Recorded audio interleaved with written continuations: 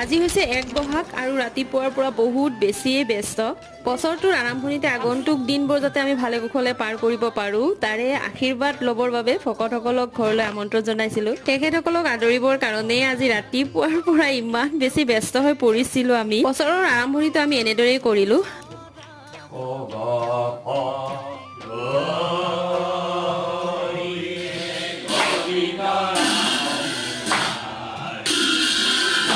এইপিনে আকৌ মই দুপৰীয়া সাজৰ যোগাৰ কৰি আছো। ভকতসকলৰো নাম গুণ গোৱা হৈ গ'ল, গতিকে ৰাতিপুৱাৰ পৰ্বখিনি আমাৰ ভালদৰে পাৰ হ'ল আৰু বছৰৰ আৰম্ভণিটো এনেদৰে ভালদৰেই কটালো যেনিবা আৰু আগন্তুক দিনবোৰো যাতে ভালে কুশলে পাৰ কৰিব পাৰো আপোনালোকেও আশীৰ্বাদ কৰিব। লগতে আপোনালোকলৈও অসমীয়া নৱবৰ্ষ আৰু ৰঙালী বিহুৰ বহুত বহুত শুভকামনা জনালো। আগন্তুক দিনবোৰ যাতে আপোনালোকৰো ভালে কুশলে পাৰ হয় তাকে কামনা কৰি আজিৰ ভিডিঅ'টো ইমানতে শেষ কৰো। ভিডিঅ'টো চাই কেনে পালে জনাব আৰু যদি ভাল লাগিল লাইক এটা কৰি দিব। আজিলৈ আহিলো, বাই।